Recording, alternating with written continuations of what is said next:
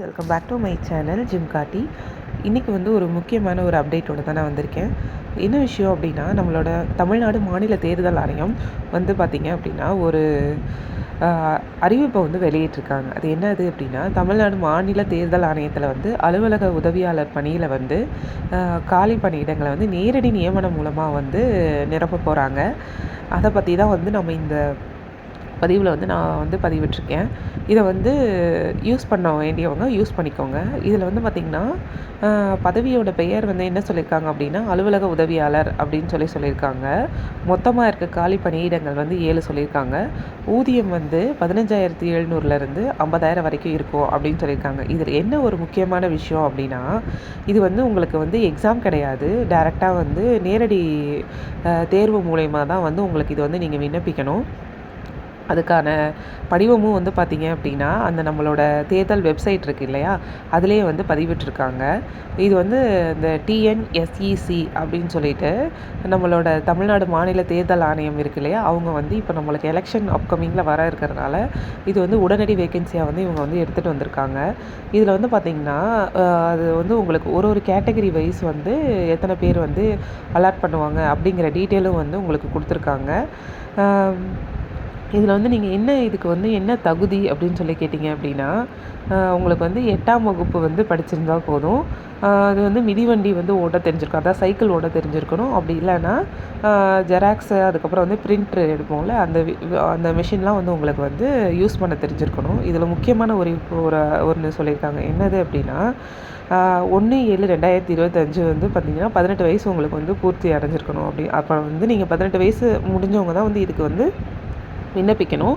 விண்ணப்ப படிவம் பார்த்திங்க அப்படின்னா, அந்த ஹெச்டிடிபிஎஸ் டிஎன்எஸ்இசி அந்த இதில் பாருங்கள், இந்த வெப்சைட்டில் நீங்கள் போனீங்க அப்படின்னா, அதில் டேரெக்டாகவே ஃபஸ்ட்டு உங்களுக்கு ஷோ ஆகிட்ருக்கும்.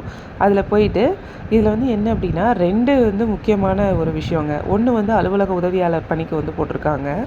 இன்னொன்று என்னன்னு பார்த்திங்க அப்படின்னா, டிரைவருக்கான வேகன்சியும் கொடுத்துருக்காங்க. நான் உங்களுக்கு அந்த ஃபார்மும் எடுத்து காமிக்கிறேன். இதுக்கு விண்ணப்பிக்க வேண்டிய கடைசி நாள் என்ன சொல்லியிருக்காங்க அப்படின்னா, 2/1/2026 மாலை 5 மணிக்குள்ளே விண்ணப்பிக்கணும்.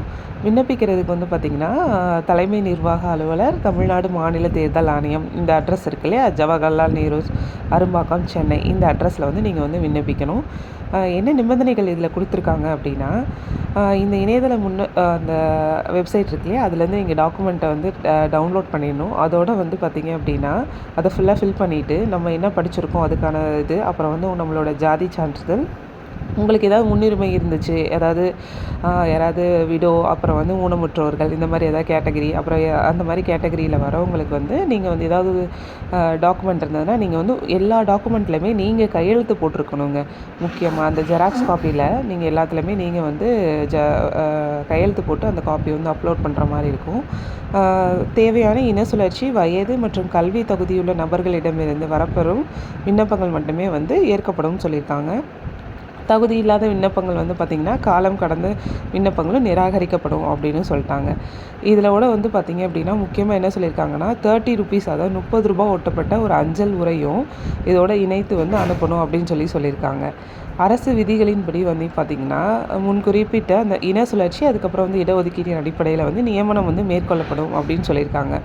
தகுதியுள்ள விண்ணப்பதாரர்களுக்கு நேர்காணல் நடைபெறும். இந்த இடம் குறித்த தகவல்கள் பார்த்திங்கன்னா, நீங்கள் அந்த அஞ்சல் அனுப்புவீங்க இல்லையா, அது மூலயமா உங்களுக்கு அனுப்புவாங்க. அதாவது இவங்க என்ன சொல்லியிருக்காங்க ஃபைனலாக அப்படின்னா, இந்த 7 அப்படிங்கிற வேகன்சியை கூட்டுறதுக்கோ குறையிறதுக்கோ அவங்களுக்கு எல்லா விதமான ரைட்ஸ் இருக்குது அப்படின்னு சொல்லியிருக்காங்க.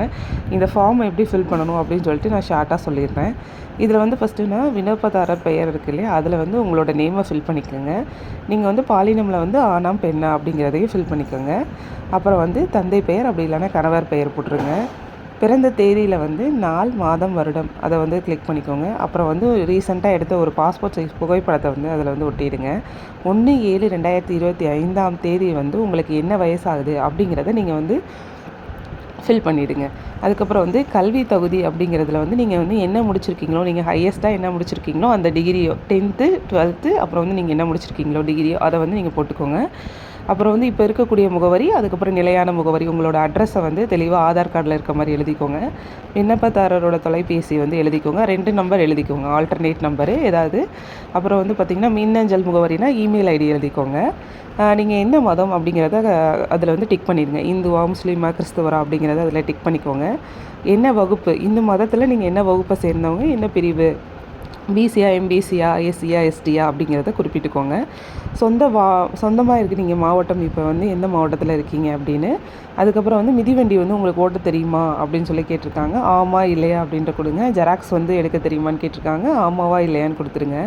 எந்த வகையான முன்னுரிமை சான்றிதழ் நகல் வந்து இணைக்கப்பட வேணும், அப்படி ஏதாவது உங்களுக்கு ஏதாவது முன்னுரிமை இருந்துச்சு அப்படின்னா அதை சர்டிஃபிகேட்டோட ஜெராக்ஸ் காப்பி மட்டும் நீங்கள் அட்டாச் பண்ணுங்கள். அப்படி இல்லைன்னா இல்லைன்னு சொல்லிட்டு எழுதிடுங்க. அதுக்கப்புறம் வந்து பார்த்திங்க அப்படின்னா இதில் வந்து நீங்கள் ஏதாவது டாக்குமெண்ட் வந்து அட்டாச் பண்ணியிருக்கீங்க அப்படின்னா அதில் வந்து நீங்கள் வந்து டிக் பண்ணி எடுத்து வச்சுக்கோங்க. உறுதிமொழி என்ன சொல்லியிருக்காங்க அப்படின்னா, நீங்கள் வந்து மேலே கூறியிருக்கிறது எல்லாமே கரெக்டாக இருக்கா அப்படிங்கிறத பார்த்துக்கோங்க. அதை வந்து கீழே வந்து சைன் பண்ணிவிடுங்க. இதில் வந்து மெயினாக என்ன சொல்லியிருக்காங்கன்னா, நன்னடத்தை சான்று அப்படின்னு சொல்லி ஒன்று கொடுத்துருக்காங்க. அதுக்கப்புறம் வந்து புகைப்படத்துடன் கூடிய அடையாள அட்டை, அதாவது உங்களோட ஆதார் கார்டு ஜெராக்ஸ் இல்லைன்னா ஓட்டர் ஐடி ஜெராக்ஸ் அதை வந்து வச்சுக்கோங்க. அப்புறம் வந்து பார்த்திங்கன்னா சுய முகவரியுடன் கூடிய அஞ்சல் விலை ₹30 ஒட்டப்பட்ட அஞ்சல் உரை ஒன்று வந்து அதில் வைக்கணும் அப்படின்னு சொல்லியிருக்காங்க.